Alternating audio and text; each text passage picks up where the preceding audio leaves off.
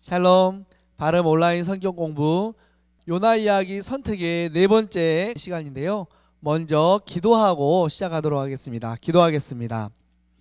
사랑과 은혜가 많으신 하나님, 오늘 또 우리에게 좋은 한날을 허락해 주시고 하나님의 말씀을 함께 나누는 시간들을 갖게 하시니 감사합니다.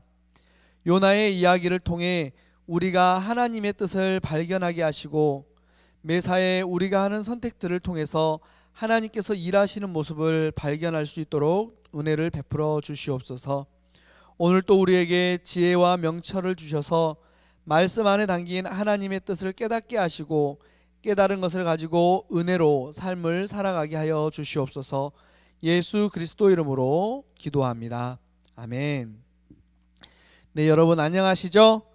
네, 오늘 우리가 요나 이야기 선택의 네 번째 강의를 시작할 텐데요. 강의에 앞서 여러분 퀴즈를 하나 내어드리려고 합니다. 퀴즈를 한번 풀어보시면 좋을 것 같아요. 집중력과 기억력을 테스트하는 퀴즈거든요. 그러니까 여러분들이 한번 집중해서 잘 듣고 한번 풀어보시기 바랍니다. 네, 당신은 10명이 탄 버스의 운전기사입니다. 첫 번째 정류장에서 5명이 내리고 3명이 탔습니다. 그리고 두 번째 정류장에서는 4명이 타고 2명이 내렸습니다.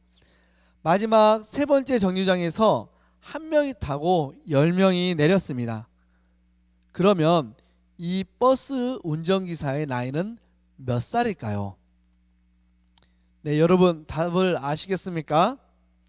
네, 정답은 강의가 끝나고 여러분께 알려드리도록 하겠습니다. 이제 퀴즈는 잠시 있고요. 우리 집중해서 강의를 한번 들어볼 텐데요. 우리 강의를 통해서 은혜를 누리실 수 있기를 바랍니다. 우리 여러분이 가진 교재 16페이지 한번 보도록 하겠습니다. 16페이지에 보면 네 번째 강의의 제목이 나와 있습니다. 우리 네 번째 강의의 제목 같이 한번 읽어보도록 하겠습니다. 외치는 소리의 결과. 네 번째 강의의 제목은 외치는 소리의 결과입니다. 우리 요나 이야기 선택의 네 번째 강의는 요나서 3장을 바탕으로 함께 진행이 됩니다. 요나가 니느웨에서 외친 하나님의 메시지는 과연 어떤 결과를 가지고 왔을까요? 오늘의 포인트 1번 우리 같이 한번 읽어볼까요? 오늘의 포인트 큰 1번입니다. 같이 읽습니다. 진정한 돌아섬, 회개의 모습을 알게 된다. 여러분, 회개란 돌아서다라는 의미를 가지고 있죠. 진정한 회개가 일어날 때 어떤 모습으로 하나님 앞에 서게 되는지 요나서 3장, 요나 이야기 4강을 통해서 발견할 수 있기를 바랍니다. 그러면 오늘의 포인트 2번 같이 읽습니다. 오늘의 포인트 2번 같이 읽어볼까요? 요나의 외침의 결과가 무엇인지 알게 된다. 니느웨를 향한 하나님의 메시지를 요나가 하룻길을 다니며 선포하고 외쳤습니다. 그 결과 무슨 일이 일어나는지 우리 오늘 한번 살펴보았으면 좋겠습니다. 여러분, 그 아래 성경 본문 나오죠. 매주 말씀을 드리지만 성경 본문은 꼭 읽어 오실 수 있기를 바랍니다. 제가 성경 본문을 간단하게 요약해 드리겠습니다. 물고기의 뱃속에서 무트로 나온 요나, 그 요나에게 하나님의 명령이 다시 임합니다. 그것은 니느웨로 가서 40일 후에 니느웨가 멸망할 것이라는 메시지를 선포하는 것이었습니다. 요나는 니느웨로 가서 하룻길을 다니면서 하나님의 메시지를 선포하고 외쳤습니다. 그러자 니느웨 사람들이 남녀노소, 지휘고하를 막론하고 모두 하나님 앞에 나와 회개하게 됩니다. 그 모습을 보신 하나님께서는 그들에게 내리기로 한 재앙, 그 심판을 철회하시죠. 이러한 성경 본문의 배경 지식을 가지고 오늘 본격적으로 강의를 시작하겠습니다. 내용 들어가기 함께 보겠습니다. 이렇게 표가 띄어졌는데요. 요나서 3장의 구조는 두 번째 명령이 주어지는 3장 1절부터 3절 상반절, 그리고 나서 오늘 표와 같이 니느웨에서 일어난 사건을 내용으로 하는 3절 하반절에서부터 10절까지로 구분할 수가 있습니다. 그리고 두 번째 단락이라고 할 수 있는 이 3절 하반절에서부터 10절까지의 내용은 두 개의 테두리, 즉 3절 하반절에서 4절까지 그리고 10절 이 두 개의 테두리 안에 또 두 개의 소단락 5절과 그리고 6절에서부터 9절로 내용이 이어지고 있습니다. 그러면 우리 표를 한번 채워보도록 할까요? 첫 번째 단락이라고 할 수 있는 3장 1절에서부터 3절 상반절까지는 우리가 따로 다뤄볼 것이고요. 표로는 3절 하반절에서부터 10절까지의 이 표를 한번 살펴보도록 하겠습니다. 먼저 3절 하반절부터 4절까지 첫 번째 테두리라고 할 수가 있다고 그랬죠. 여기에 제목은 요나의 심판 선포라고 쓰시면 될 것 같아요. 요나의 심판 선포. 주제어는 아직 40일 그리고 멸망당할 니느웨라고 되어 있습니다. 그리고 마지막 테두리인 10절의 제목은 여호와의 후회와 철회입니다. 여호와의 후회와 철회. 주제어는 후회와 철회가 되겠죠. 그리고 3절 하반절부터 4절 그리고 10절이라는 이 두 개의 테두리 안에 들어가는 두 개의 또 소단락 5절과 6절에서부터 9절 이 두 개의 단락이 있는데요. 5절의 제목은 니느웨 백성의 회개라고 쓰시면 될 것 같아요. 니느웨 백성의 회개라고 쓰시면 될 것 같고요.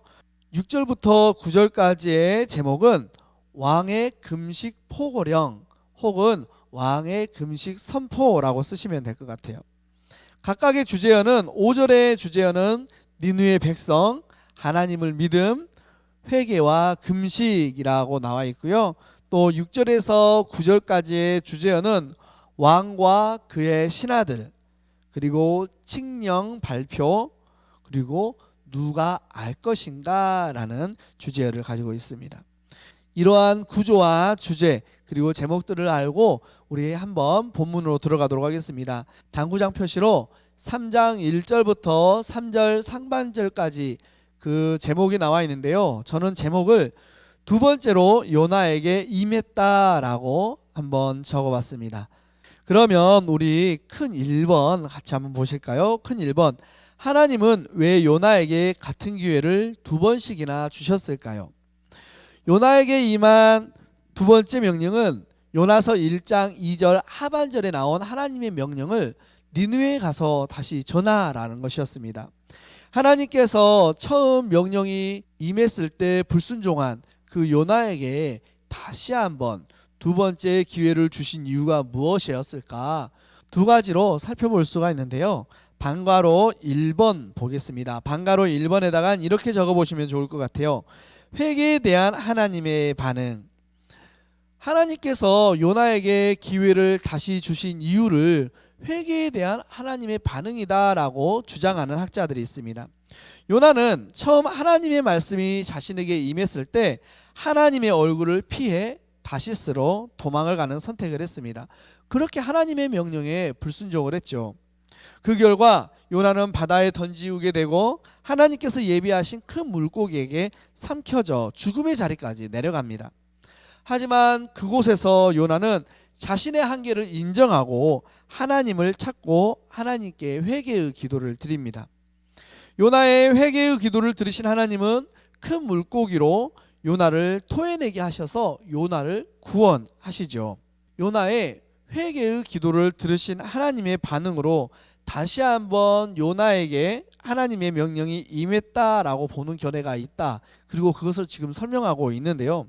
그런데 후에 요나가 3장에서 하나님의 메시지를 선포하는 그러한 모습을 보면 두 번째 순종 역시 그리 기꺼워서 기쁜 마음으로 행했던 것은 아니다라고 볼 수가 있겠습니다. 따라서 요나의 회개가 전적으로 이러한 두 번째 기회까지 이끌어내었다라고 하는 것은 조금 무리가 있다라는 거예요. 그러면 방가로 2번 한번 볼까요? 방가로 2번에 이렇게 한번 적어보겠습니다. 사람에 대한 하나님의 사랑. 요나서에서 나타난 니느웨, 이 니느웨는 세상에 사는 모든 사람들을 대표하고 있습니다. 특별히 마태복음 5장 45절에 악인들에게도 하나님께서는 햇볕과 비를 내리신다라고 말씀하고 있습니다. 어떤 사람이든지 하나님을 알 수 있는 기회를 가질 수 있어야 한다라는 것이죠. 따라서 그 백성들, 니느웨 백성들을 되찾기 위해 하나님이 요나를 2번씩이나 같은 일에 밀어넣은 것은 너무나 자연스럽다라는 거죠. 그만큼 세상 사람들, 니느웨 사람들을 사랑하는 그 하나님의 그 마음 때문에 요나에게 2번째의 기회가 주어진 것이다 라고 볼 수가 있다라는 것이에요. 그러면 우리 당구장 표시 이제 본격적으로 3장 3절부터 10절까지의 내용을 살펴볼 수 있도록 하겠습니다. 3장 3절 하반절부터 10절까지의 제목을 저는 이렇게 적어봤어요. 아직 40일 그리고 멸망당할 니느웨라고 적어보았습니다. 우리 큰 2번 같이 한번 읽어볼까요? 큰 1번이 있습니다. 본문 3절과 4절에 의하면 요나는 큰 성읍에서 하나님의 명령을 선포합니다. 니느웨에 대해 그리고 선포된 하나님의 명령에 대해 함께 살펴보도록 하겠습니다. 우리 방가로 1번 이렇게 나와 있어요. 방가로 1번 니느웨 사흘과 하나님 앞에 큰 성읍이라고 나와 있습니다. 우리 다음 장으로 넘어가면 동그라미 1번이 나와 있어요. 우리 동그라미 1번 괄호 걸을 만큼이라고 나와 있어요. 먼저 설명을 해드리자면요. 요나서 3장의 2개의 테두리 중 첫 번째는 니느웨에 대한 설명으로 시작을 하고 있습니다. 요나서 3장 3절은 니느웨를 얼만큼 걸어야 할 큰 성읍이라고 이야기를 하죠. 네, 사흘을 걸어야 할 정도로 큰 성읍이라고 묘사를 하고 있습니다. 여기서 사흘, 3일이라는 것은 니느웨의 거대함을 제시하고 있습니다. 구약성경 전체에서 3일이라는 시간은 시간을 재는 기본 단위임과 동시에 거리를 재는 범위로 사용되기도 했습니다. 특별히 출애굽기 10장 22절과 출애굽기 15장 22절 그것과 함께 여호수아 1장 11절을 비교해 보면 이게 시간을 나타내는 단위인지 거리를 나타내는 범위인지를 구분할 수가 있을 것 같습니다. 또한 고대 세계에서 인간이 생각할 수 있는 최대한의 거리를 이 3일이라는 시간으로 나타내기도 했습니다.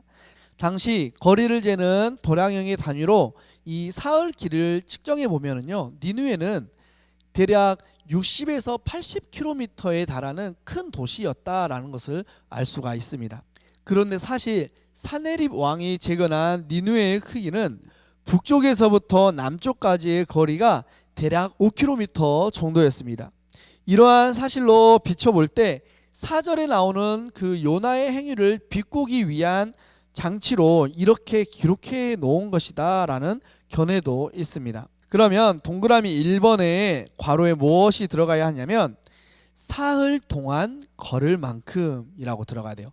사흘 동안이라는 말이 들어가야 되겠죠. 네, 그러면 동그라미 2번 한번 보겠습니다. 하나님 앞에 큰 성읍, 괄호에는 큰 성읍이라고 써주시면 될 것 같아요. 니느웨를 묘사하는 또 다른 표현으로 하나님 앞에 큰 성읍이라는 말을 쓰고 있습니다. 이러한 표현, 하나님 앞에 큰 성읍이다라는 이러한 표현은 신과 비길 정도로 큰 성이다라는 것을 나타내고 있습니다. 신과 비교될 만한 성으로 표현된 이 거대한 성 니느웨에서 요나는 과연 하나님의 명령을 외칠 수 있을 것인지, 그리고 그 외침에 이방인들이 귀를 기울일 것인지에 대한 의문점을 자아내고자 하는 저자의 의도가 드러난 구문이라고 할 수가 있습니다. 우리가 일과를 통해서 니느웨를 수도로 하는 아수르가 얼마나 잔인하고 극악무도한지 함께 나누었습니다. 즉 3절과 4절은 거대한 도시 니느웨에서 발생하는 부정의 그리고 폭력, 억압에 대항하는 한 예언자의 말이 어느 정도 이 거대한 도시를 흔들 수 있을까에 대한 의문을 품게 하는 장치라고 함께 볼 수가 있습니다. 방가로 2번 아직 40일 그리고 멸망당할 니느웨. 방가로 2번에 보면 아직 40일 그리고 멸망당할 니느웨라는 표현을 제가 썼습니다.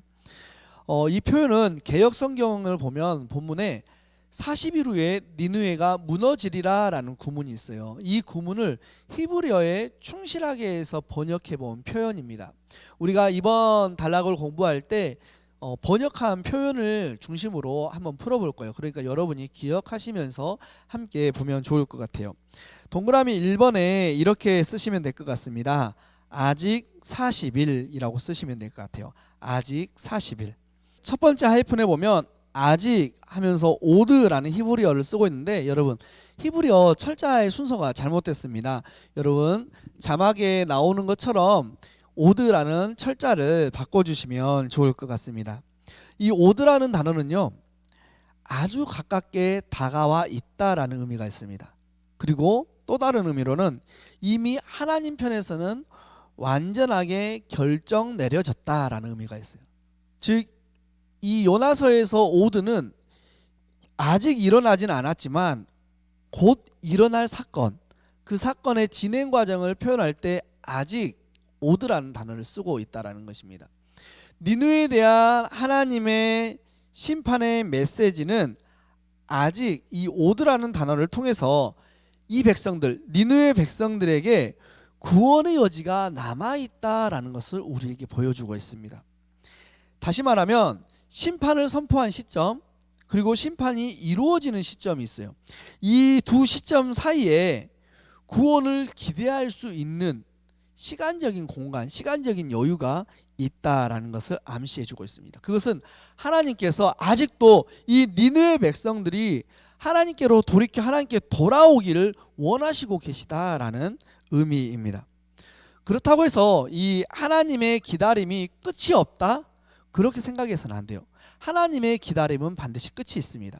그렇기 때문에 우리의 형제들이나 우리의 자녀들이 하나님께서 돌아오기를 기다리고 계시다면 그 기다림에는 분명히 끝이 있기 때문에 우리가 부단히도 그들이 하나님 앞에 속히 돌아오도록 기도하며 노력해야 한다라는 것입니다.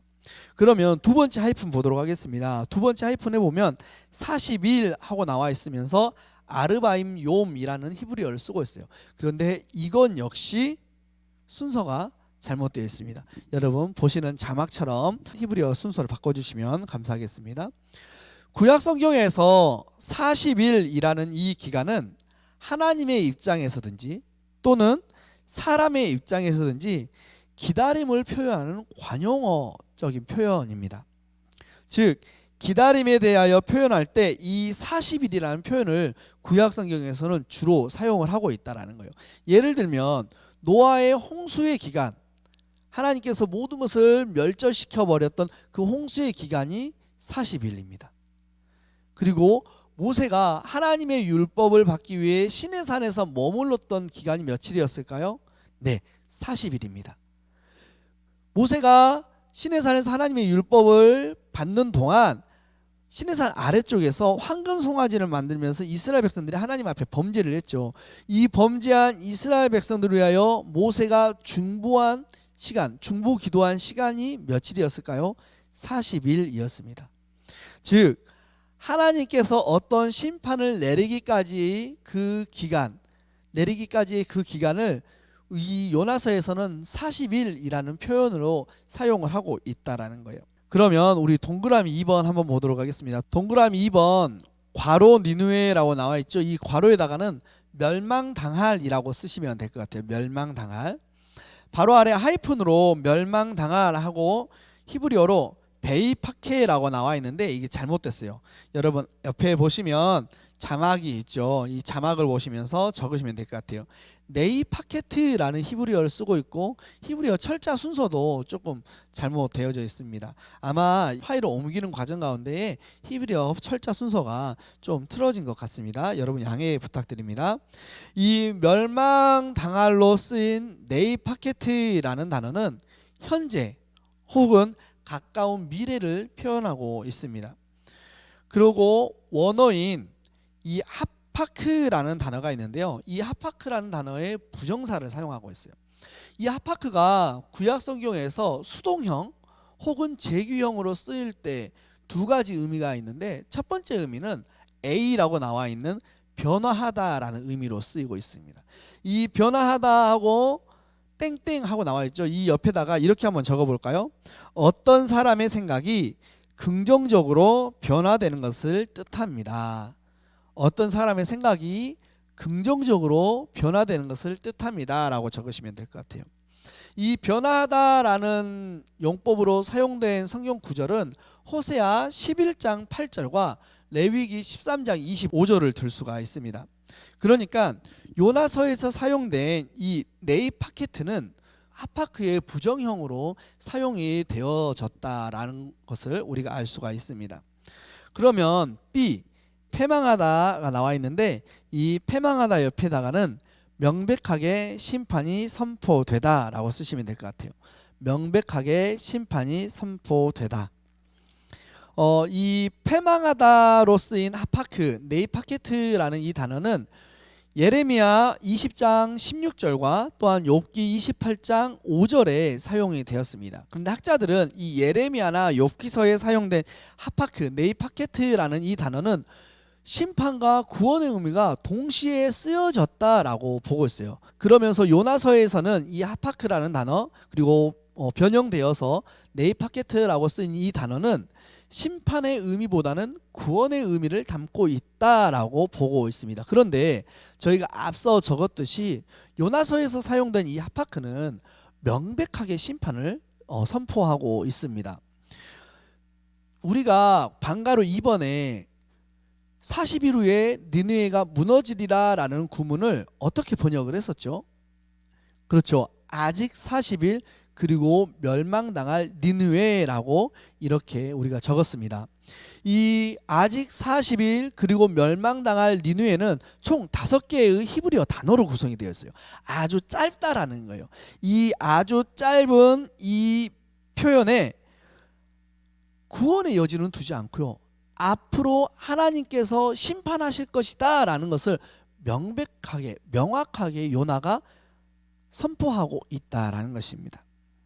그렇기 때문에 구원의 의미를 포함하고 있다가 아니라 요나서에서 사용된 이 네이파케트는 명백한 심판의 선포라고 볼 수가 있다는 것이에요. 그러면 우리 화살표 한번 읽으면서 한번 보도록 하겠습니다. 아직 40일 그리고 멸망당할 니느웨라는 선포는 단지 하나님의 화, 괄호 안에 하나님의 화, 이 하나님의 화를 대변하는 것으로 신의 기다림이 있은 후에는 즉 40일의 유예 기간 후에는 멸망할 것이다라는 명백한 심판의 선언이다라는 것이에요. 그러면 우리 큰 3번 한번 보도록 하겠습니다. 큰 3번 본문 5절부터 9절까지의 말씀을 보면 니느웨가 회개하며 삶의 방향을 전환합니다. 니느웨의 방향 전환을 3가지 측면으로 살펴보겠습니다. 우리가 3가지 측면을 살펴볼 건데요. 그 아래에 이렇게 나와 있네요. 요나가 하룻길을 다니며 니느웨의 멸망을 선포하였습니다. 그 결과 니느웨의 모든 백성들로 하여금 엄청난 무엇이 일어났죠? 삶의 방향 전환이 일어났습니다. 그 방향 전환은 점진적으로 서서히 진행된 것이 아니라 마치 화산이 폭발하듯 급진적으로 니느웨 전역에 확대되었습니다. 니느웨의 삶의 방향 전환을 통해 우리가 알 수 있는 3가지가 있습니다. 첫 번째 방가로 1번이에요. 모든 백성이 무엇을 했다? 5절 하반절에 나와 있어요. 모든 백성이 무엇을 했을까요? 네, 모든 백성이 회개를 했습니다. 요나를 통해 선포된 하나님의 메시지를 들은 니느웨 백성들은 남녀노소 지위 고하를 막론하고 모든 자가 회개하기를 시작했습니다. 그리고 니느웨 백성들이 베옷을 입었다라고 표현이 되어져 있는데 이 베옷을 입었다라는 것은 내면적으로 겸손해지겠다라고 결단했다라는 것이에요. 회개는 어느 부분에서 어느 한 부분에서만 일어나서는 아무 소용이 없습니다. 니느웨의 모든 백성이 회개했던 삶의 모든 영역에서 회개가 일어나야 한다는 것이요. 그것이 바로 진정한 회개라는 것입니다. 어느 한 부분은 회개하고 어느 한 부분은 눈을 감고 넘어가는 것, 그것은 진정한 회개라고 할 수가 없다라는 것이죠. 그러면 우리 방가로 2번 한번 보도록 하겠습니다. 방가로 2번 회개가 괄호로 이어졌습니다. 이 괄호 안에는 왕과 그의 신하로 쓰시면 될 것 같아요. 방가루 2번이 회개가 왕과 그의 신하로 이어졌습니다. 요나의 선포에 니느웨의 왕과 신하들이 조서를 내려서 온 나라에 금식을 공포합니다. 적극적인 회개의 모습을 보인 것입니다. 결국 하나님의 메시지는 개인 그리고 모든 백성뿐만 아니라 한 나라의 운명에도 깊이 침투했다라는 것을 우리가 발견할 수가 있어요. 우리가 회개할 때 적극적인 표현으로 그 회개의 삶을 살아야 한다라는 것입니다. 내 개인의 삶뿐만 아니라 우리 가정의 삶, 내가 속한 모든 공동체의 삶이 회개의 삶, 방향 전환의 삶이 될 수 있도록 우리가 적극적으로 그 회개의 삶을 표현하며 나아가야 한다라는 것이에요. 적극적이라는 말은 자발적입니다. 능동적입니다. 그래서 삶의 곳곳에 방향 전환을 가지고 옵니다. 왕과 신하들이 조서를 내려 모든 백성을 회개의 금식에 동참하도록 했지만 사실 각 개인이 회개하며 금식하는가는 오직 그 개인의 선택에 달려 있습니다. 그와 마찬가지로 회개의 삶을 결단하지만 그 삶을 적극적으로 살아낼지 아니면 수동적으로 소극적으로 살아낼지는 회개하는 나에게 달려 있다라는 것이에요. 여러분은 어떤 회개의 삶을 사시겠습니까? 적극적인 회개의 삶 아니면 소극적인 회개의 삶. 바라기는 우리가 적극적인 회개의 삶, 능동적인 회개의 삶을 선택하시기를 간절히 소망합니다. 방가로 3번 다음 페이지에 나와 있죠. 방가로 3번 괄호도 금식에 참여함 7절과 8절에 나와 있는 내용이에요. 방가로 3번 괄호도 금식에 참여함. 이 괄호 안에다가는 짐승들이라고 쓰시면 좋을 것 같습니다. 짐승들도 금식에 참여했다라는 것이에요. 7절과 8절에 짐승들도 니느웨 백성들과 함께 회개와 금식에 참여해야 하며 또한 겸손을 의미하는 굵은 베옷을 입고 하나님 앞에 부르짖어야 한다라고 기록이 되어져 있습니다. 왜 짐승들까지도 인간들과 함께 회개와 금식에 참여해야 하는 것이었을까요? 요나서는 니느웨가 멸망하면 그 땅에 사는 인간들뿐만 아니라 그곳에 살고 있는 짐승들까지도 멸망하게 될 것이다라는 생각을 분명하게 가지고 있었습니다. 그래서 회개를 할 때 인간뿐만 아니라 인간과 함께 모든 피조물이 회개해야 한다라는 것이 요나서 저자의 생각이었다라는 것이에요. 실제로 로마서 8장 22절을 보면 이렇게 나와 있습니다. 제가 읽어드릴게요. 피조물이 다 이제까지 함께 탄식하며 함께 고통을 겪고 있다. 이렇게 기록이 되어져 있습니다. 즉 모든 피조물이 함께 탄식하며 함께 고통을 겪고 있기 때문에 그것에서 해방되기 위해서는 사람뿐만 아니라 다른 모든 피조물들도 회개와 금식에 동참해야 한다라는 것입니다. 그렇기 때문에 니느웨의 회개는 인간이라는 피조물과 그 이외에 하나님이 지으신 모든 피조물들의 돌아섬을 통해 고통과 탄식에서 해방되어진다라는 것을 의미하고 있습니다. 그래서 짐승들도 함께 회개했다라고 기록을 하고 있는 거예요. 우리 그러면 박스 화살표 한번 보도록 하겠습니다. 박스 화살표 읽으면서 괄호 안에 넣어 보도록 할까요? 니느웨의 회개, 삶의 방향 전환을 통해 우리가 살필 수 있는 것은 회개란 적극적으로 우리의 삶의 괄호에 모든 요소라고 쓰시면 될 것 같아요. 모든 요소에서 일어나야 하는 것이며 나 혼자에서 그치는 것이 아니라 더불어 살아가는 모든 존재가 함께하는 것이라는 사실입니다. 즉 회개는 나 혼자 해서는 안 되는 거예요. 내가 회개해야 하고 내 옆에 있는 형제가 자매가 심지어 나아가 나와 같은 공간에 같은 시간을 살고 있는 모든 피조물들이 하나님 앞에 회개할 때 우리가 겪고 있는 고통과 탄식에서 벗어날 수 있다. 이게 바로 요나서가 기록하고 있는 니느웨 회개의 모습, 회개의 참 의미라고 볼 수가 있습니다. 그러면 우리 큰 4번 우리 같이 읽어보도록 하겠습니다. 큰 4번이 있습니다. 본문 10절 말씀을 통해 알 수 있는 요나의 선택이 가지고 온 결과는 무엇입니까? 그리고 10절이 갖고 있는 의미는 무엇입니까? 10절에 나타난 결과의 의미를 살피기 전에 요나가 하나님의 명령을 따라 메시지를 선포한 태도, 그리고 그에 따른 니느웨의 반응을 먼저 살펴볼 것이고요. 그리고 난 이후에 10절에 나타난 결과와 그 의미들을 함께 살펴보도록 하겠습니다. 방가로 1번 이렇게 나와 있네요. 요나의 선포 자세. 4절 상반절을 근거로 해서 이렇게 함께 공부를 하겠습니다. 4절의 본문은 요나가 거대한 도시 니느웨를 하루 동안 다니며 외쳤다라고 기록을 하고 있습니다. 그런데 우리가 앞서 살폈듯이 이 니느웨의 크기는 3일 동안 걸어야 통과할 수 있을 만큼 거대한 도시, 큰 도시라고 우리가 살폈었죠. 그렇다면 하루 동안 다니면서 선포한 이 요나는 하나님이 전하라고 하신 메시지를 제대로 전달했을까요? 요나서 2장을 통해서 우리가 본 것처럼 요나가 물고기의 뱃속에서 3일 동안 회개를 한 거잖아요. 그러면서 온전한 회개와 돌아섬이 있었다. 그래서 하나님의 사명을 감당했을 것이다 라는 기대를 혹 하실지 모르지만 그렇지 않습니다. 그래서 요나는 건성으로 하나님의 메시지를 하루 동안만 외쳤다라고 성경은 기록을 하고 있어요. 그렇다면 요나는 왜 하나님의 말씀을 심혈을 기울이지 않고 건성으로 외쳤을까? 여기에서 우리가 요나의 예언자적 활동을 두 가지 측면에서 먼저 살펴볼 수가 있어야 하겠습니다. 첫 번째 측면은 동그라미 1번이에요. 시간적인 측면이라고 나와 있죠. 시간적인 측면. 요나가 니느웨에서 예언자적 활동을 할 때 얼마 동안 활동을 했죠? 하루 동안 다니며 활동을 했습니다. 하루 동안 다니며. 이 하루 동안 다니며라고 기록된 4절 상반절의 이 말은 시간적인 지속성을 의미하고 있습니다.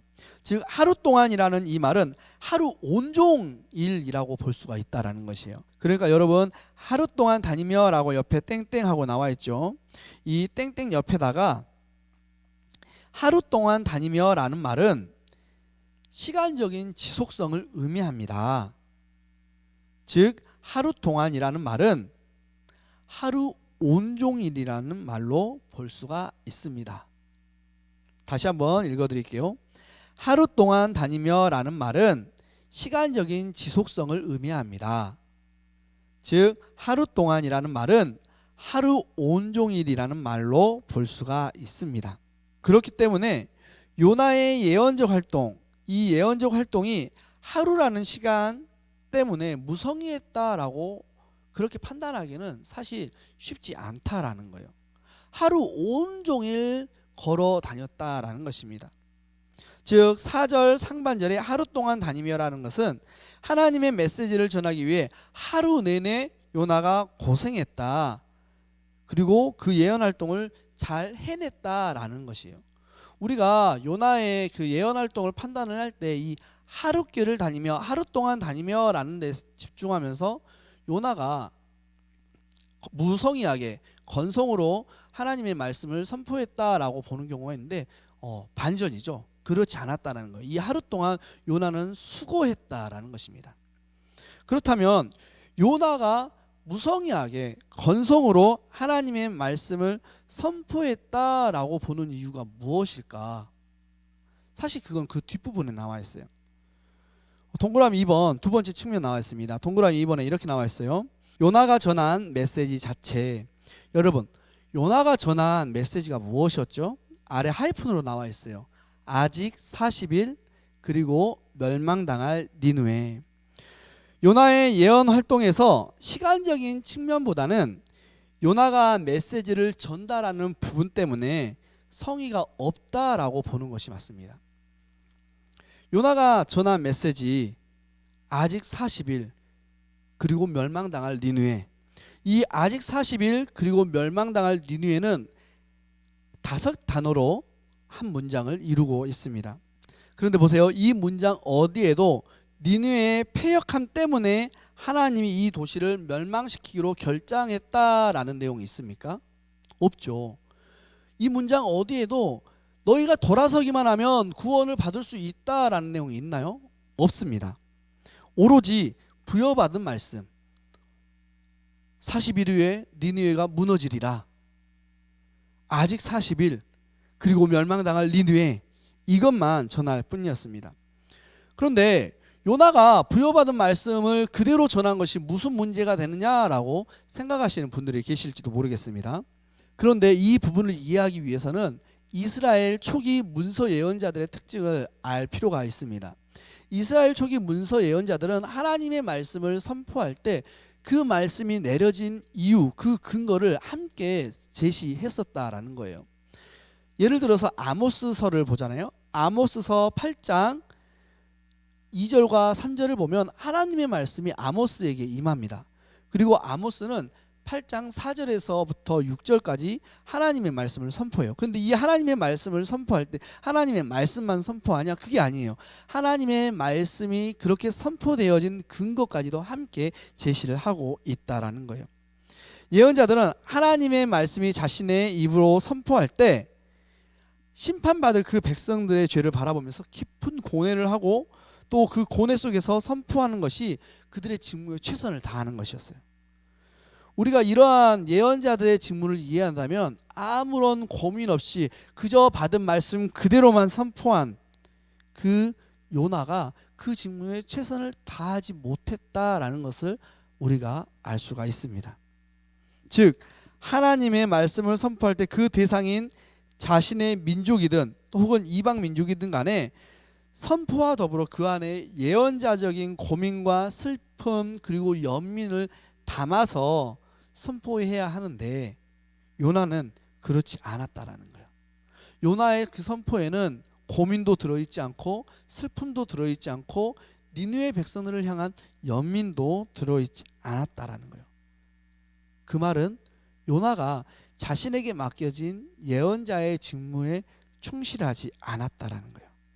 종합해보면 요나의 예언 활동이 무성의하다라고 판단되는 이유는 그가 예언 활동했던 기간 때문이 아니라 그가 예언 활동하면서 선포하는 그 메시지 안에 예언의 대상에 대한 고민, 대상에 대한 슬픔, 대상에 대한 연민이 담겨져 있지 않았기 때문에 요나의 예언 활동은 무성의하다라고 판단되어진다라는 것입니다. 그러면 이어서 방가로 2번 한번 보도록 하겠습니다. 회개함으로 삶의 방향을 전환한 니느웨 5절부터 9절. 본문 5절부터 9절까지는 회개함으로 삶의 방향을 전환한 니느웨의 모습이 그려져 있습니다. 우리 아랫부분 같이 한번 읽어볼까요? 니느웨는 무성의한 요나의 예언 선포를 듣고 왕에서부터 하층민에 이르기까지 사람에게서부터 짐승에 이르기까지 회개의 금식을 시작합니다. 어떻게 그런 일이 일어날 수 있었을까요?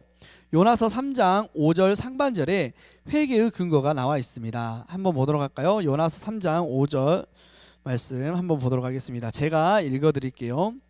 니느웨 사람들이 하나님을 믿고 금식을 선포하고 높고 낮은 자를 막론하고 굵은 베옷을 입은지라. 네, 여러분, 그러면 이 괄호에는 뭐라고 적어야 할까요?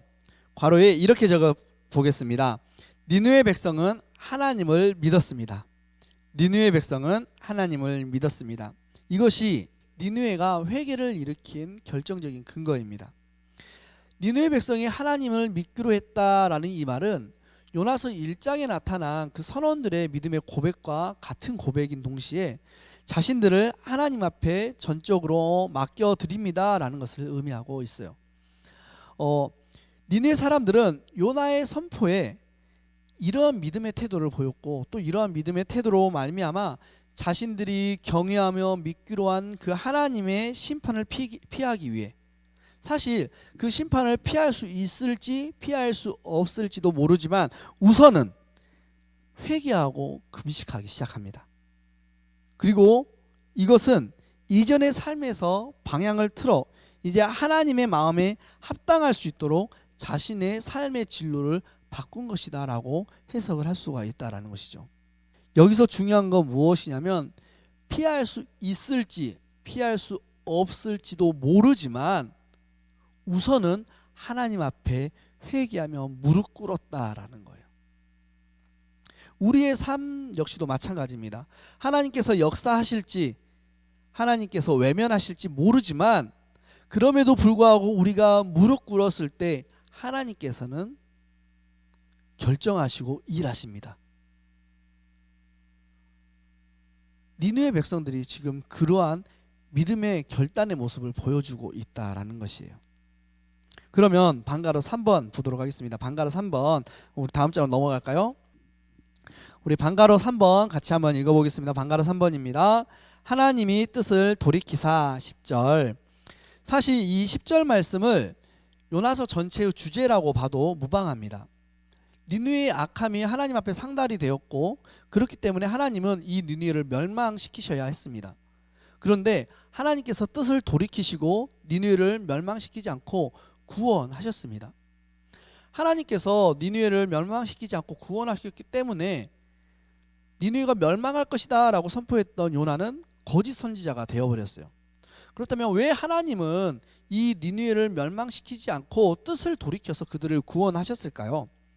우리는 흔히 하나님의 말씀 자체가 변함이 없이 반드시 이루어진다라고 믿습니다. 그런데 하나님의 말씀 또한 하나님의 뜻을 이루기 위한 도구다라는 것을 우리가 기억해야 해요. 심판의 말씀이라 할지라도 결국 그 말씀 또한 인간을 향한 하나님의 자비로우심을 드러내기 위한 도구다라는 거예요. 그러니까 니느웨를 멸망시키실 것이다 라고 말씀하셨잖아요. 그 말씀은 니느웨가 돌아오기를 원하시는 하나님의 마음이 담겨져 있다라는 거예요. 그렇기 때문에 그들이 하나님 앞에 돌아온다면 언제든지 그 말씀을 파기하실 수 있다라는 거죠. 하나님은 자신의 결심과 생각 그리고 선언을 포기하면서까지도 인간을 유익한 길로, 인간을 생명의 길로 이끌어 가시는 분이시다라는 것입니다. 실제로 구약 전체에 걸쳐서 사람들을 완전히 포기했다라고 매듭짓는 곳이 없습니다. 결국은 그들을 용서하시고 결국은 그들을 다시 백성 삼아 주시죠. 그리고 끊임없이 사람들과 대화하기를 원하십니다. 그런 하나님이시기에 니느웨의 회개를 보시고 하나님이 니느웨를 멸망시키시겠다는 뜻을 돌이키신 것입니다.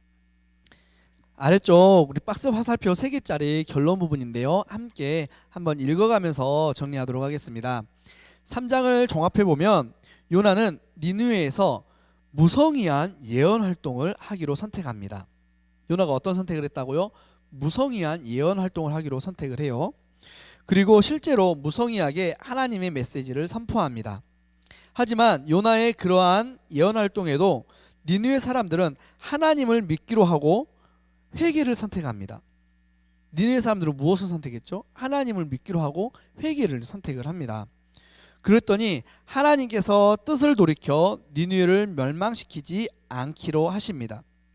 하나님은 요나의 선택을 선하게 만드셔서 니느웨 사람들이 최선의 선택인 회개를 하게 하심으로 그들을 멸망의 길에서 건져내게 된 것입니다.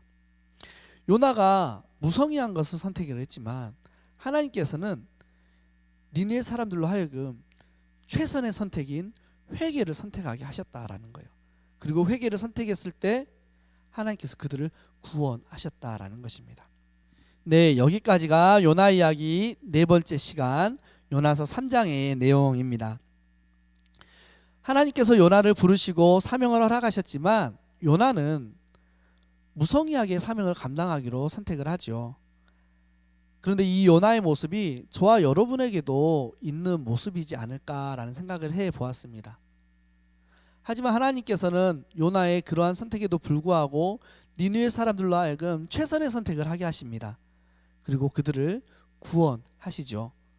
우리가 비록 하나님이 원하시는 선택을 하지 못할 때가 있지만 그 선택에도 불구하고 하나님께서는 우리에게 맡겨진 사명들을, 우리의 가정을, 우리의 직장을, 그리고 우리의 교회를 가장 선하게 이끄셔서 하나님의 일을 감당하게 하실 줄로 믿습니다. 앞서 우리가 퀴즈를 하나 풀었었죠. 정답은 여러분의 나이입니다. 당신은 10명이 탄 버스의 운전기사입니다 라고 시작을 했죠. 그 운전기사가 바로 나, 여러분이기에 여러분의 나이, 바로 제 나이가 버스 운전기사의 나이가 되는 것입니다. 좀 집중해보고 재미있게 해보자고 이렇게 문제를 냈었는데요. 여러분, 우리가 하나님의 말씀에 집중하고 하나님의 말씀을 잘 들어서 그 뜻이 무엇인지 잘 분별하는 일주일이 되시길 바랍니다. 우리 기도하고 마치겠습니다.